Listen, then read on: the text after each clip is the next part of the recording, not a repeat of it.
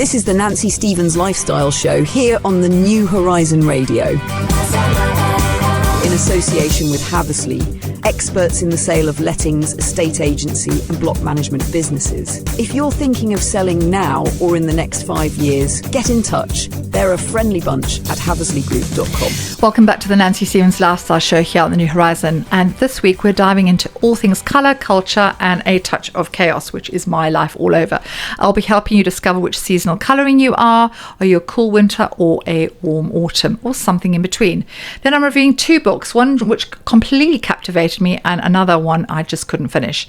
We'll also be chatting about the first live Strictly show, which didn't quite sparkle like the launch.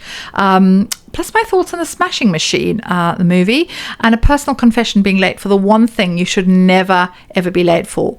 My special guest is Milton Keynes' answer to Davina, and that's the amazing Ailsa Petchey of the Olive Collective, and we're celebrating Menopause Month.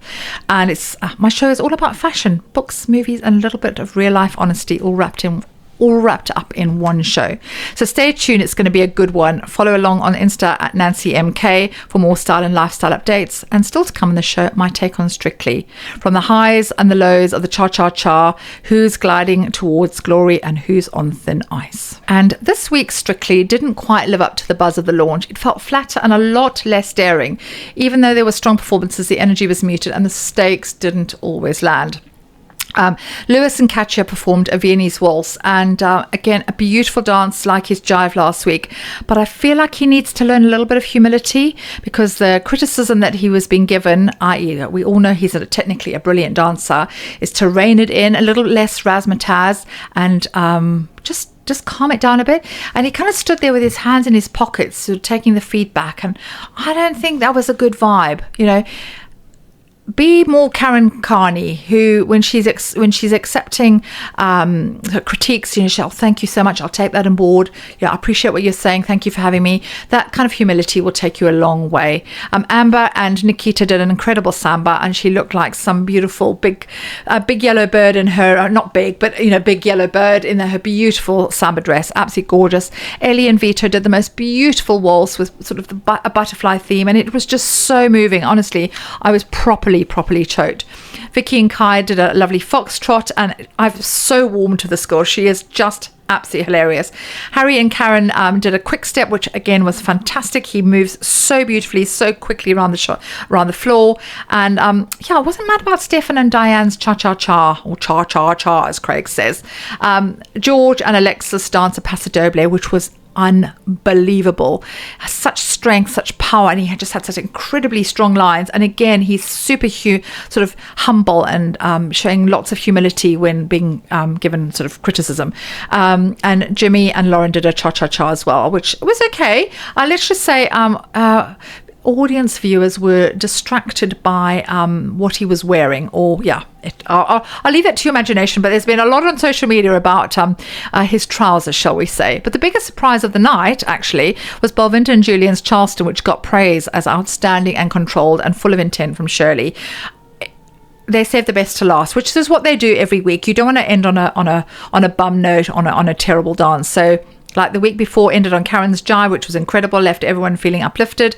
The same with Balvinda and Julian's incredible Charleston, and it had all the crazy sort of swivels, which I've had one-to-one lesson in how to do the Charleston, and I can't do it. So it's not an easy dance, but it was fabulous, absolutely fabulous. And Thomas and Amy danced the salsa to bonkers, and it was utterly bonkers. It was not a good dance. It honestly, it made my ears and my eyes bleed, and I know lots of other people felt the same way. It was a car crash of a dance, and quite rightly, Tom was eliminated. It was absolutely the right thing. Craig actually likened it to a weightlifting competition in Skegness, which I thought was quite funny actually.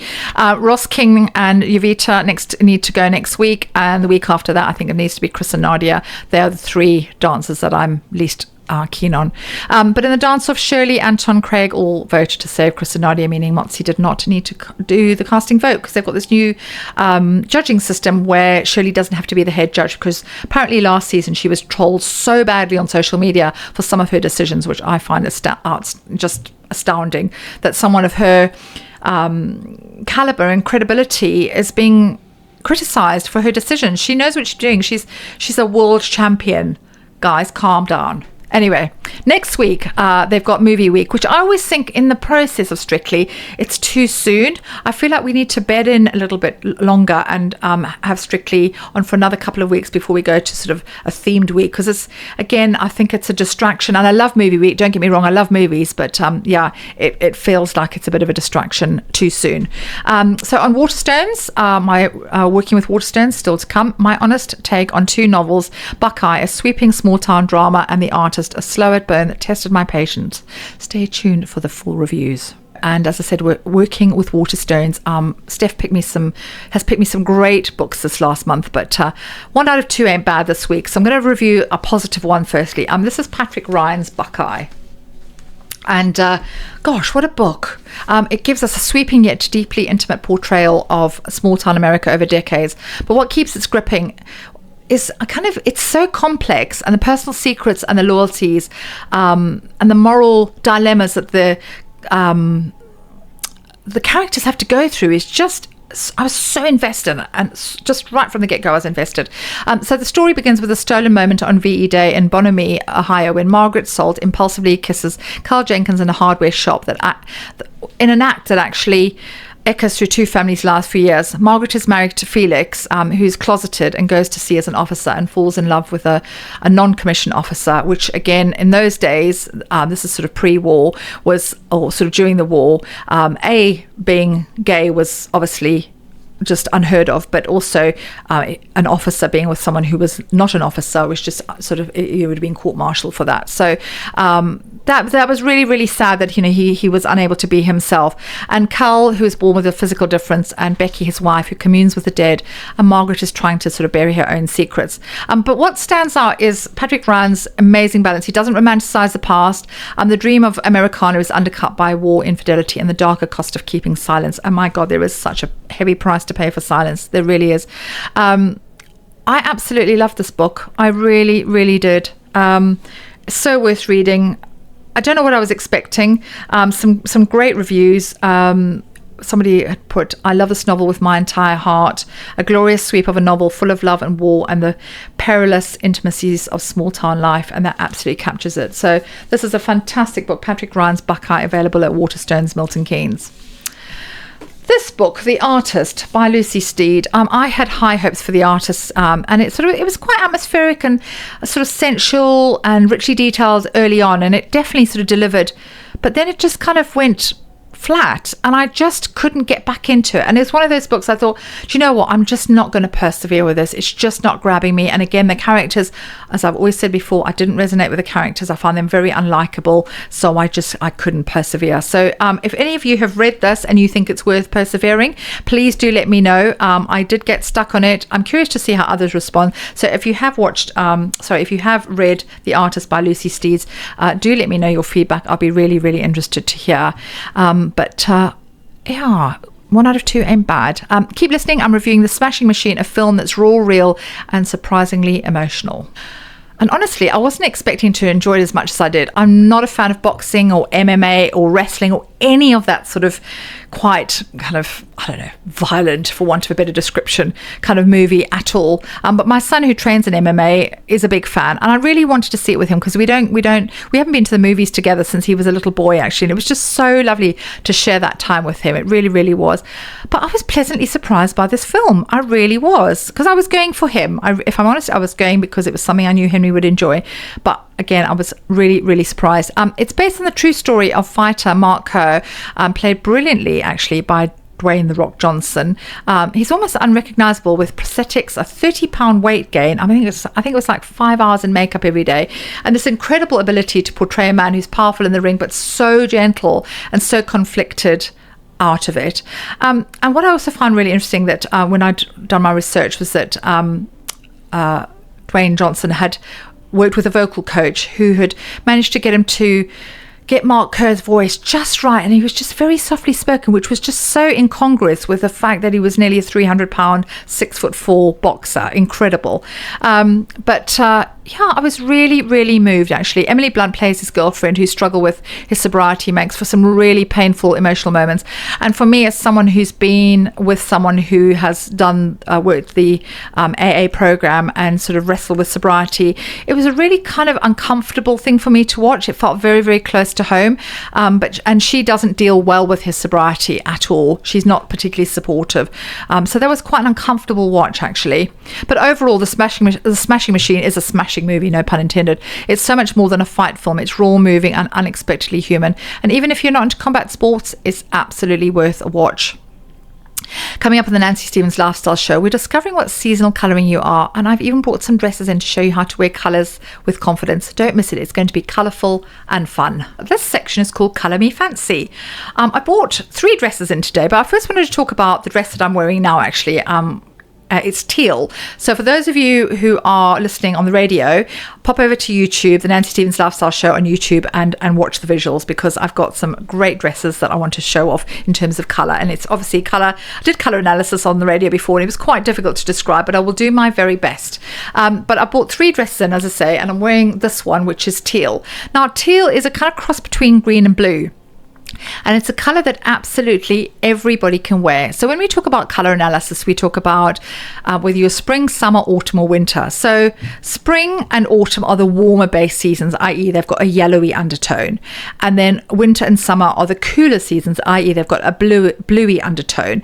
And this is something I can help with in colour analysis. So if you fancy a session, you can drop me a DM and we can talk about your colours and what colours suit you best. But teal is the one colour absolutely everybody can wear. So I hope, as I said, the combination of blue and sort of the bluey green works for everybody. So if you're stuck for colour and scared of colour, and there's lots of you colour phobic ladies out there, teal is the perfect one to do. And it's a great alternative to black as well. Lots of teal around this season. So the 3 dresses I bought in are, ta-da, they're all the same dress. So I thought that was quite easy, actually, because we're not having to work with different fabrics. So, well, they're all the same dress, actually, because I'm wearing the 4th dress. They're all from Phase 8 and all the same fabric. So as I said, the teal one I'm wearing suits an autumn. This green one that I'm holding up is a bright green. Actually, on camera looks quite bluey, actually, but it's actually more yellowy. So this is more of a spring. So this kind of suits someone who's quite a lively, bright personality. And this is definitely kind of my colour. So I absolutely love green. Apart from pink, it's my second favourite colour. And then I've got red, and lots of people said to me they are scared of wearing red because they say, oh, I can't wear red. Everybody can wear red. It just depends on the tone, whether you're bluey undertone or a yellowy undertone. And again, it's whether you think about your skin tones and undertones. So whether you hold a color up to you and you see how it reflects on your skin, and like, do you think you look like you need a blood transfusion, or do you need makeup? Or if it's the right color, you won't look like any of those things. You'll look absolutely amazing, and the glow will be incredible. And then I absolutely love this dress. This is one of my favorites. This is purple, and this is purple if you're a winter. So very, very bluey color as well. And I will pop these on my socials so you can see it in more detail as well, as I say, if you're listening. But famous faces, just to give you an example about sort of color analysis, and if you could sort of resonate. So Kate Middleton is kind of she looks great in sort of soft pastels, so I would say that she was a spring, and again, that sort of quite gentle personality. And then you've got someone like Nigella Lawson, who's a winter, who's very bold and confident. So again, really, really interesting with that dark hair and that really, really pale skin and brown eyes. Is generally someone who's a winter.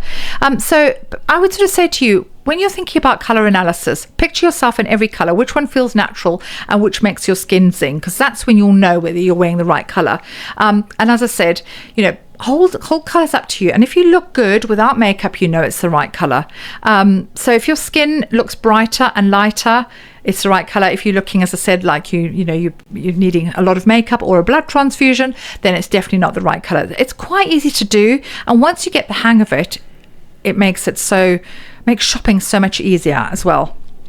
So, but always use natural light when you're doing it, because obviously with artificial light, you're not going to get, as I said, on camera, you're not going to get that same kind of right glow. But I hope that this has been helpful. And I know it's very difficult to demonstrate on radio, but I say do pop over to Nancy Stevens Lifestyle Show on YouTube, and also to my socials on Nancy MK to see more colour analysis. So coming up on the show, I was late for a sound bath. Yes, the one thing you should never, ever be late for. From getting hopelessly lost to stepping over what looked like a sea of corpses, it was a comedy of errors you don't want to miss. So, little funny story actually. Last week, my friend Nikki and I had booked a sound bath. Well, Nikki treated me to a sound bath. And, the one thing you should never be late for, like ever, ever, ever, as Taylor Swift would say. But of course, nothing went smoothly. Firstly, we got hopelessly lost because we were following Waze on my sat nav. And Waze is normally brilliant, but it got us totally lost, and we ended up in the middle of nowhere. So we were quite stressed anyway. And then we got a stick stuck in the wheel, but we didn't realize it was a stick stuck in the wheel. We didn't know what it was, but it sounded really, really like an expensive thing going wrong with the car. So after thorough investigation, we realized actually it was the ice banging in my friend's Stanley cup. I mean, what a middle class thing, honestly. Literally, the ice was swilling around in the cup, making that banging noise. So we're very relieved to know that it was the ice in her Stanley cup, not a stick in the wheel. What a classic middle-class mistake to make. Anyway, by the time we arrived, we were 15 minutes late and had to, as I said, tiptoe over it looked like a graveyard of sleeping bodies. Honestly, it was like stepping over actual corpses. I felt so embarrassed, so stressed about being late, because it's, as I say, everyone's already zen. They've got their eye masks on, they've got their blankets, everyone's half asleep, or if not sleeping already. So that was really, really stressful. And I couldn't relax at all because I was so late, and it negated the whole thing. But as if the universe wasn't already done with me, I'd eaten way too much beforehand and ended up feeling sick on the way home and had to pull over and be sick out of the car. It was disgusting. It was a really, really funny end to an evening that should have been incredibly relaxing, and it's going to be a long time before I do a sunbath again. But for those of you who are contemplating sunbath, it is a wonderful thing. Please don't be put off, but I would say get there with half an hour to spare. Don't rely on sat nav. Don't eat for at least 3 hours beforehand, and make sure you've got absolutely everything when you walk into the room. But I would say the last time I went to the sunbath before this one, I had a snorer next to us, and that was very stressful. But I promise you, ladies, sunbaths are amazing. Do not give up on them, because there is such a lovely thing to do.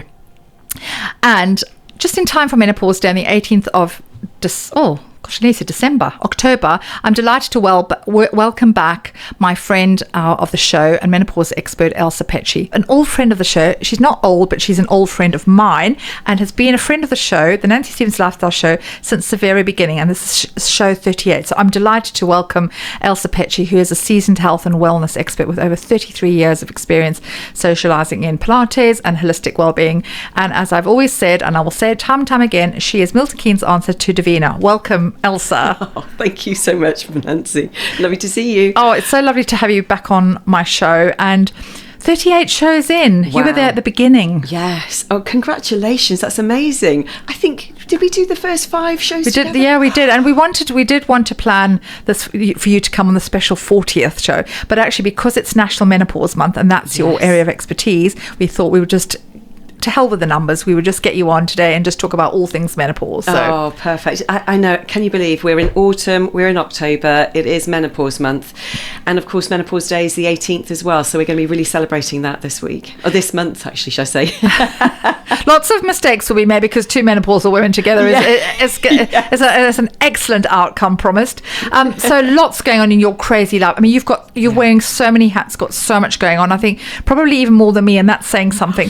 So talk us through Menopause Month, because it's such a big deal. And I mean, who would have thought 20 years ago we would have actually had something that actually celebrated and talked about menopause in such an open way? Oh, absolutely. No, do you know, it's really interesting, isn't it? Even actually going back about 4 years ago or more, we weren't really talking about it. And so now that we've got almost like a bit of a platform to be able to talk about it more openly, share experiences, I think that's just amazing. And I think as well, what's really been interesting, especially in the last 12 months especially, the change I think that we're really seeing. I think the celebrity input has really helped in terms of just highlighting things and making people feel a little bit more normal about some of the symptoms that they're experiencing, but also the volume of symptoms. Have you noticed in this last year, we've gone from, originally, they kept saying it was about 30 symptoms. It's about 46 now, isn't it? 48. Oh, okay, it's gone up since I last saw you. We might get to 50 soon. Oh my God, that would be appropriate. Yeah, so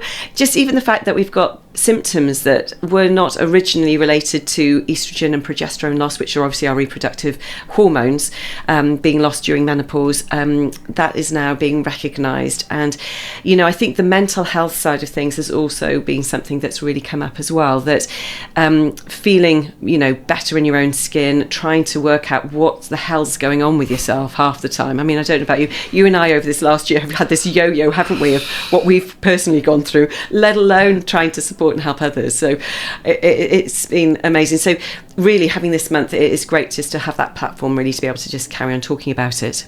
It's incredible when we sort of think back to where we were, as you said, not that long ago, and now it's sort of everybody's talking about it. Do you worry that there's a little bit of bandwagon jumping on? Oh, I do. I think one of the things that concerns, a lot of experts who sort of are menopause coaches and are dealing with things on a day-to-day basis with real women going through things, is some of the brands now that are actually getting on the bandwagon and calling all sorts of products menopause products, because unfortunately it's going to be one of those business things to do. And we know when we have hormone depletion that we do need additional support from things like supplements potentially, or even certain products which will help us. But I think that there are a few things now that are coming up that are sort of like being called menopause support and, miracles and all this sort of thing. And the reality is, unfortunately, I think we're going to be caught up in that hype. And that's the one thing I don't think is great about it. But, I think that's going to be par for the course sometimes. But I guess there's always people out there who are going to be wanting to make a quick buck. I know you say menopause is the thing at the moment. And I did a campaign many years ago for a very, very well-known skin company beginning with C. And they were sort of using me and another lady as sort of the face of this campaign. And there's menopause creams. I'm like, a cream especially for menopause. And when I thought about it afterwards, I was thinking, there is no cream on God's earth that is going to make my skin any better unless I'm looking after myself internally. Yes. So, and as we know that, slapping a cream on is superficial. It's just the epidermis, it's the outer layer. Yeah. So it's, your internal health that's so important. So, yes, whilst it was fun to go to London and have an amazing shoot, afterwards I thought that was a load of BS, actually. And I would never subscribe to buying those kind of products because I just think it's just a marketing ploy. Yeah. And, I just carry on with my good old moisturiser and it seems to be doing the trick. So you're looking good.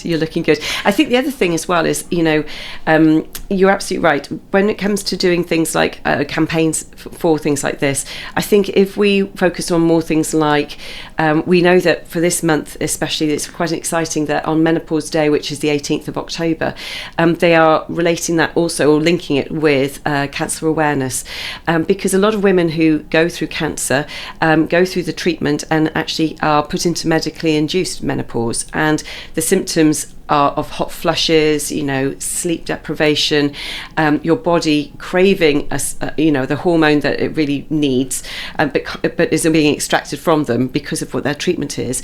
That's being heightened in the awareness, and I think that's a really good thing to bring forward as part of what we're talking about now. So, yeah, I know exactly what you're saying.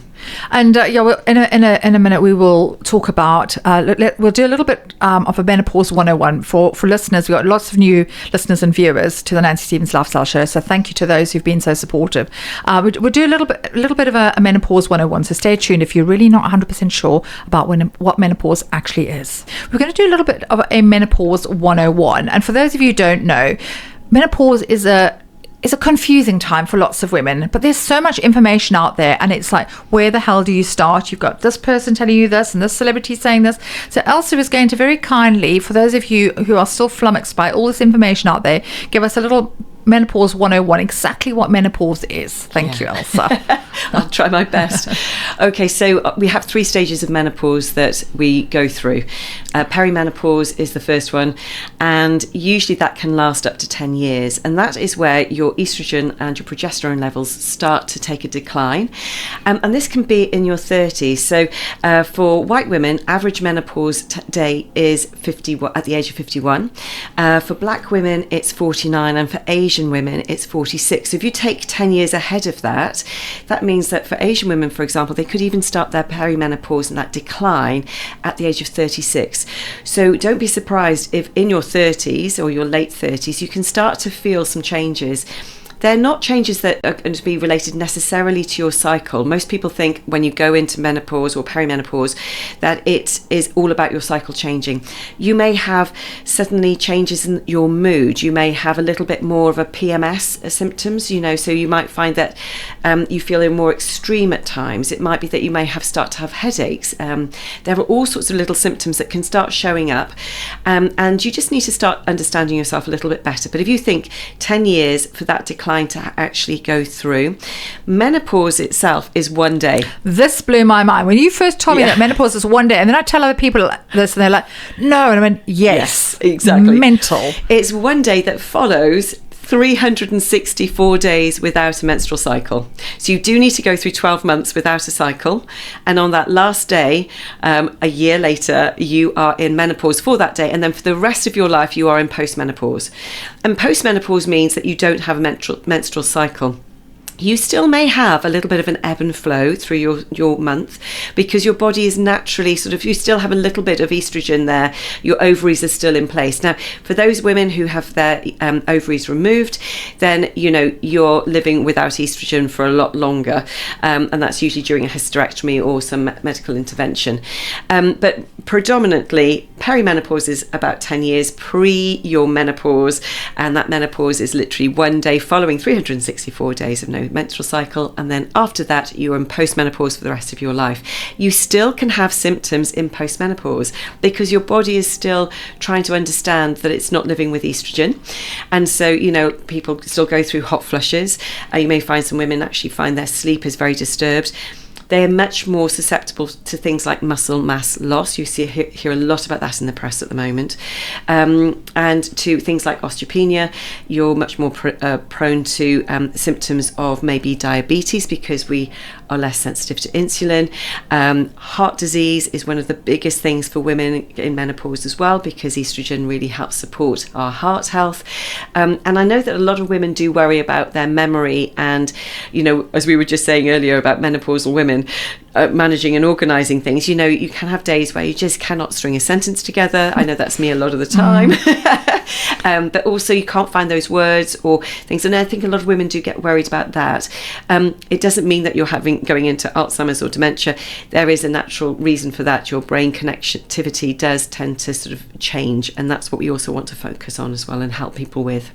Yeah, it is awful though, because I don't know about you, but I used to be quite sharp, quite on it, quite quick-witted, and I feel like sometimes I feel like the most slow-witted person in the universe sometimes, and I'll be mid-conversation with someone and I'll think I literally have no idea what I'm going to say next, and it's awful. I mean, fortunately, most of the people I hang around with are women of my age, so everybody nods and sagely in agreement go, yeah, I completely get it, and and again, it's something we can talk about and laugh about. But it's joking aside, it's actually not that funny. Mm. But things, what I'm saying to a lot of ladies who are just about going into it, I'm just saying things do get better. Yeah. I feel like I'm coming out the other side now, but I remember it was just horrendous. And again, sort of the memory loss, the fatigue. Oh my God, the fatigue, the muscle aching, the hot flushes, all those things. And now occasionally, I think for me, it's just the brain fog, really. Yeah. But we talked about muscle mass loss, and then for me, it really hit me badly because this time last year, I was pre-diabetic, 2 stone heavier, sleeping really, really badly. And fast forward, a year later, I'm, in a really good place. You found your balance. I think what's really interesting is over the 12 months that we've been talking, I think you've got to know yourself a lot better. It always tells everybody just to have a think about what makes you tick. And then you have to do those little tweaks yourself, don't you?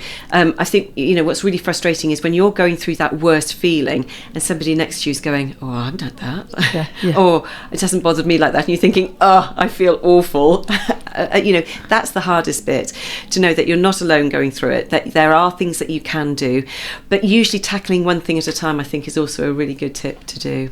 Yes, I think it's that whole sort of not running before you can walk. And for me, being diagnosed as pre-diabetic was a big wake-up call. I thought at the very least, as I say, I was insulin resistant, and then they was like, okay, you're pre-diabetic, and you're overweight, and that was a bit of a scare. But say fast forward a year later, 2 stone lighter. For me, I the food noise was a bit of a thing, not horrendous, but it was a thing. And I used Slim Pod, as I said, to sort of change the sort of my neural pathways in terms of the way that I thought about food, so it's turned that food noise off. But it wasn't, as I say, I wasn't all consumed with thinking about food all the time. Just feeling intermittent fasting, that's been really helpful for me. I don't have breakfast. I can go 16-8, or even like today, probably going to be like 20 hours between eating. My mum will be listening to this and she'll be having an absolute epic. She'll be like, you should have breakfast. It's the most important meal of the day. But it's worked for me, and I shall continue to do it, and yoga every day, and swimming, etc. So you've got to find what works for you. Absolutely. And I spent, as someone has spent my lifetime dieting to finally not have to worry about my weight. And we'll talk a little bit more, stay tuned, because we're going to talk about Mounjaro and muscle mass in a minute. And obviously at menopausal age, it's critical that we improve at or maintain at the very least our muscle mass. What are your thoughts on the whole Mounjaro, weight loss jabs? Because obviously that's a big concern. People are finding it's really helping them, but what they're not maybe taking into account is the fact that they will have this loss of muscle mass, which at our age is critical. Yeah. So it's really interesting, actually. Even since the last time we met, I'm working with quite a few women who are either on Mounjaro, Wegovy. It all started with Ozempic, didn't it, originally? And these are amazing jabs that you can have that really are supposed to be helping anybody who's diabetic, who is needing to lose a lot of weight, and trying to help them to reduce the impact of diabetes and other health-related illnesses. So that's where they originated. And fortunately, they've now become sort of almost like the new Atkins diet or whatever. And with anything like this, the thing that really concerns me is the impact of them if they're not used properly. So I do know a few people who are like, I work with a lot of women who are on them, and they were put on it for medical reasons. And the thing that I think is very concerning is that a lot of the women aren't told about what to do when they're on it, and also they're not helped to wean off them, and also what to do to change their lifestyle, so that when they do come off those jabs, as with everything, you go back to some normality. What does that mean, and how can you manage it? On top of all of that, the impact on your body, yes, you do lose physical fat and that weight and the visceral fat, and that's very important, and you can get yourself back to feeling and looking a much better way. For a lot of women, that is a lot, because we know that menopause weight can be really stubborn.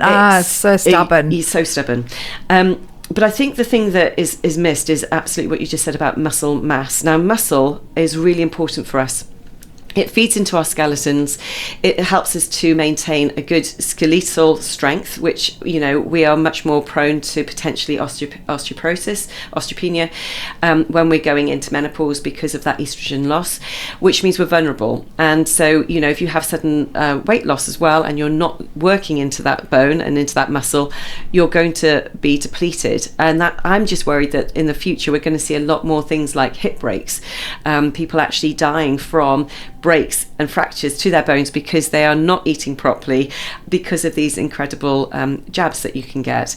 Now, I'm sort of like, this is sort of like a bit of a sweeping statement, and I know that there are a lot of women who are on this who are doing it sensibly. They are looking at what they're eating. They're trying to ignore the food noise, or they can ignore the food noise, which is what you just were saying. But the only thing is, they're just not guided into, you do need to do some strength training. You do need to move your body. You do need to drink more water, more than your body is thinking it needs. And also eating sensibly, making sure you're eating all your macros, your healthy fats, your carbohydrates, and your proteins.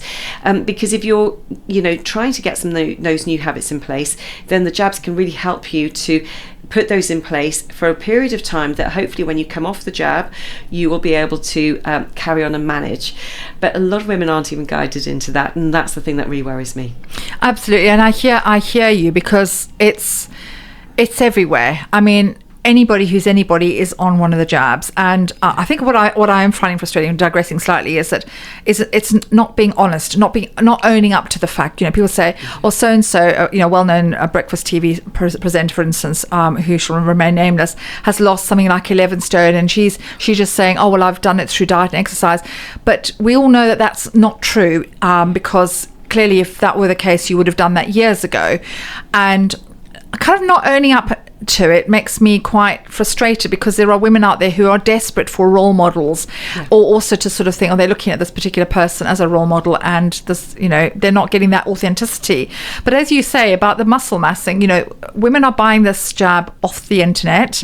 It's unregulated, it's not guided medically. More often than not, it's not guided with a medical professional, and also for both of us, it's like, our concern is like, what happens when you stop taking it? It's like any diet. And as someone who has spent a lifetime dieting and making myself utterly miserable, I could lose the weight, but as soon as I stopped, I just put it on again. And for me, it's switching the food noise off. As I said, I did it properly, and slowly, and it just kind of went, and it was a gradual thing, and I don't actually even think about food at all anymore, which is amazing, and I'm very grateful. But I do worry that once these women, and it's primarily women, there are guys as well who come off the weight loss jab, they're going to put all the weight on again, because they haven't, those behaviors, that food noise, everything is still going to be there, because it's not trained you differently. No. It's just it's like a plaster. It's stemmed the flow, but then what happens afterwards? And I mean, Dr. Jack Mosley, Michael Mosley's son, has written a really excellent book called Food Noise, and as a doctor, he's talking about how you work with the food noise, the jabs, and eating sensibly and exercising. So he's coming at it from a sort of a very good holistic which is way, so very holistic, which is great. But it is it's a minefield, a Mount Jaro minefield, isn't it? Oh, it is. I mean, if you've been a yo-yo dieter all your life, and you have this jab, then you are used to having days where you don't necessarily eat. I know a lot of women who just think, oh my God, this is amazing, I don't feel hungry, I don't drink, I don't eat anything, and then all sorts of things are going on the insides that you can't see. There's so many things that your body needs nutrient-wise that your body is not getting. And your brain's going, well, it's okay because I don't feel hungry. And so a lot of people are still slightly starving themselves. They're still going to do what they used to do on their diets, which is like, cut out things that could really support their energy levels, their health and well-being, and they're wondering why they feel dizzy, they feel sick. And obviously there are side effects, and we were just talking about this off air, of the diarrhea one, which is really unpleasant even when you're fit, healthy and well, to have a stomach upset, but that being one of the side effects. Just think about all the good nutrients and everything that you're losing through your body because your body's not able to manage things properly. It's so early days. I'm just a bit concerned about, the repercussions of what this could be in a few years' time. Yeah, and it is very early days. And I think it is also, it's a bit, I mean, I know this is a contentious subject, but it's like COVID jab. It was rolled out very quickly, and, we are now finding that there are people who are actually having, experiencing, my sister's one of them, really, really bad side effects, really big issues with her heart. And obviously no medical professional alive is ever going to admit responsibility and say, oh yes, of course it's linked. But it's very funny how it happened after she had her fourth jab. So again, as you say, it's early days, and I think we need to be proceeding with caution. I agree. Yeah, definitely. Okay, all right, well, we'll talk a little bit more about National Menopause Day. What advice can you give us, Ailsa? Because we're going into autumn, winter now. Boo-hoo. Actually, to be fair, we had a great summer. We can't moan. But it's a really important time of year that we need to be sort of reevaluating our supplements and our vitamins and our sleep patterns as well. What advice would you give?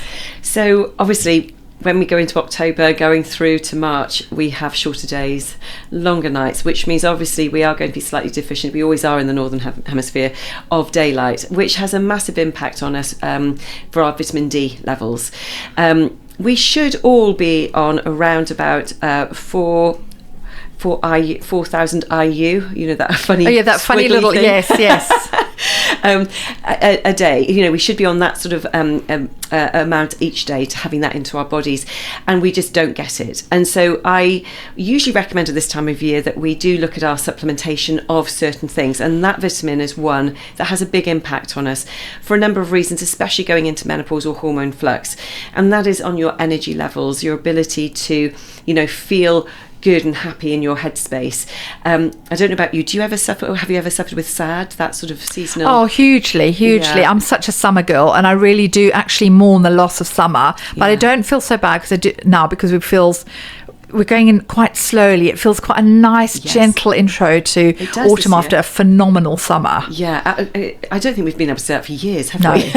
I wore every single summer dress I owned, which that made me feel like justified in that we had a really good, because I didn't have a holiday, but I felt like I wore all my lovely summer dresses, and now going to winter, getting out all my winter clothes, I feel happy because I think you forget that you've got all these amazing winter clothes, so it's rediscovering a new wardrobe, and that's made me happier because normally I literally would be in mourning by now. Yes, oh gosh, yes. Well, as you can see, I'm wearing black today. No, to be fair, you've been working. Yes.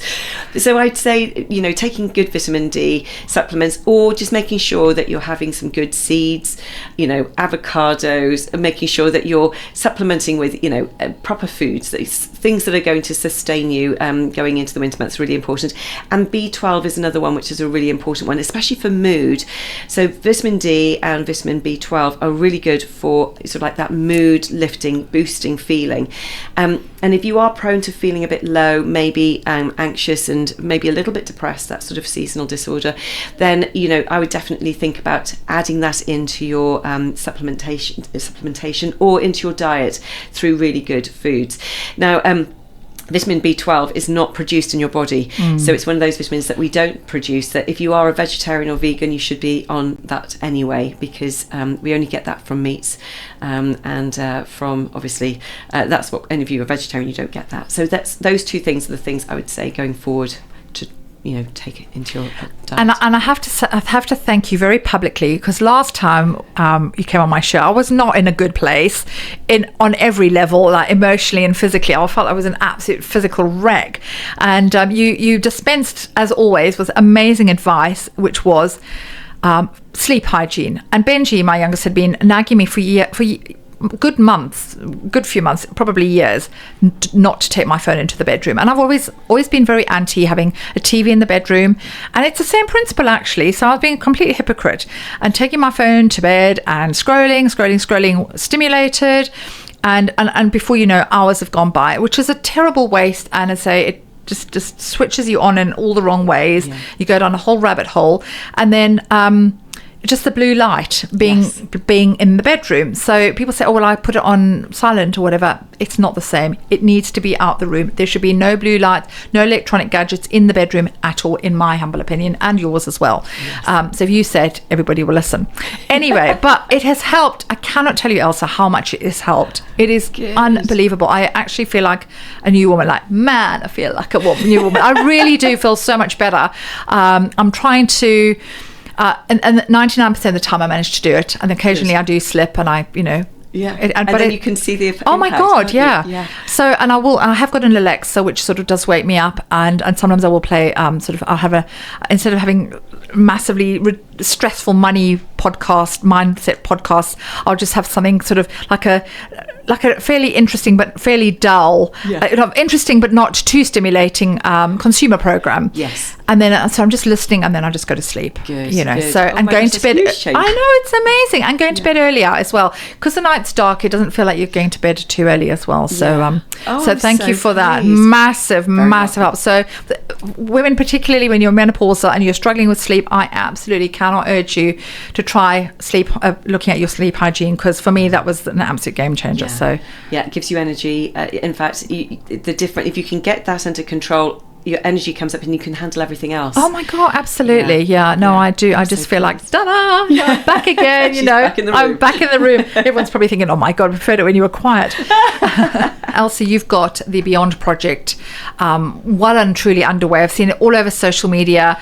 Very, very exciting time for women who are menopausal. You know, it's really our time. And you, with the Beyond Project, which we'd love to hear more about, it's just brilliant. It's such a celebration, isn't it? Oh, it really is. It's amazing.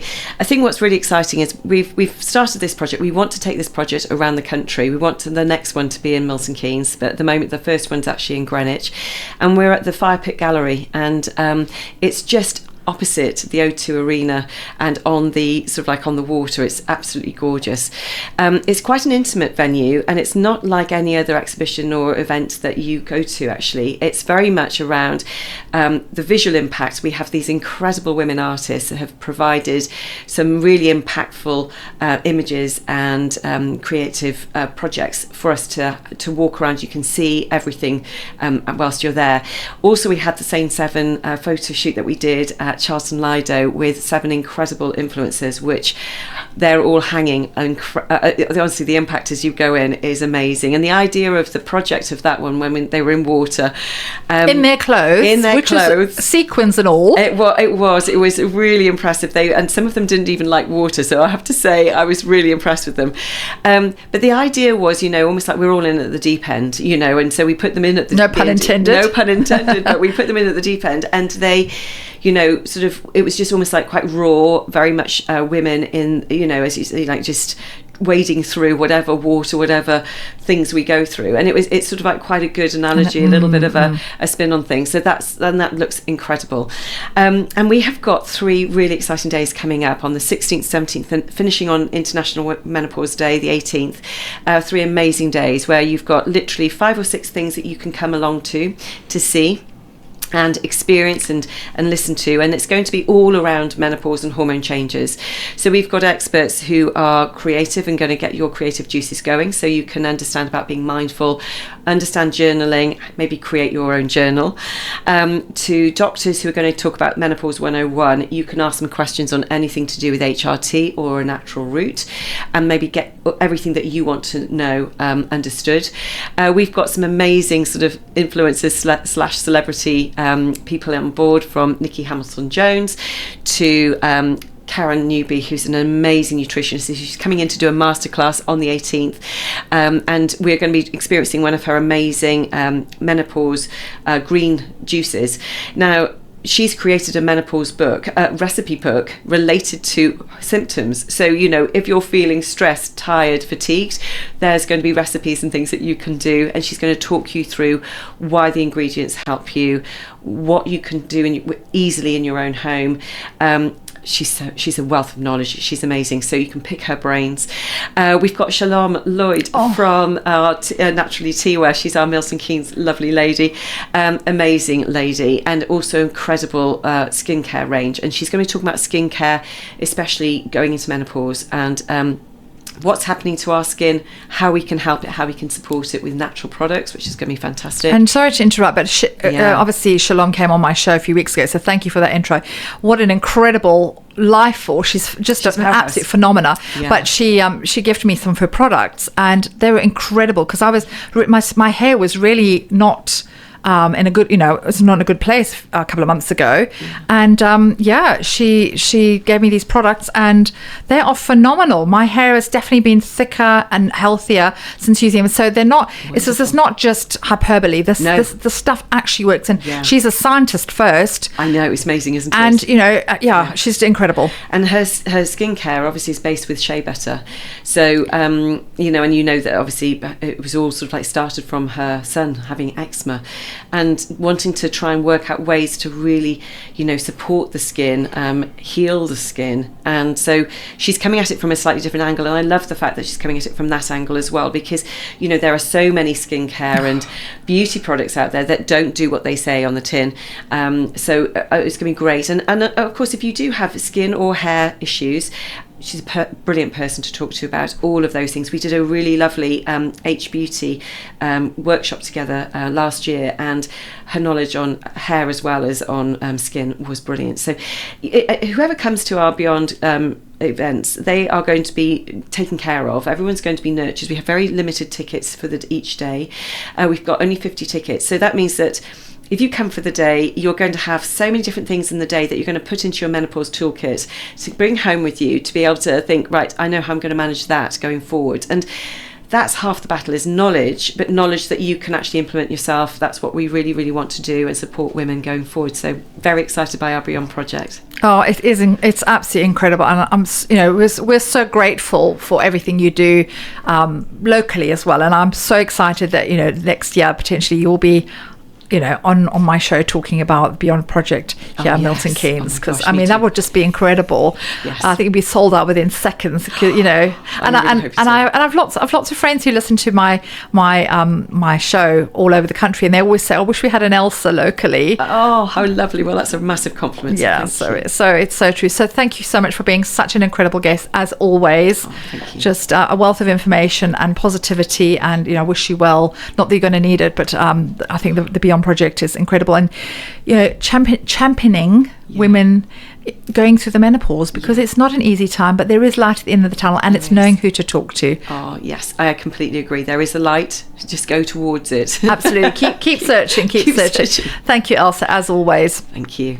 Next week I will be joined by Annette Walters from Radiant Wellness, a Qigong expert who'll be sharing her wisdom on movement, energy and balance. You won't want to miss it. If you're a fan of the show, please like, share or leave a review, and don't forget to follow me on Nancy MK on Instagram for all the latest updates. Thank you so much for listening. I've loved having your company, and I can't wait to see you next week here on the Nancy Stevens Lifestyle Show.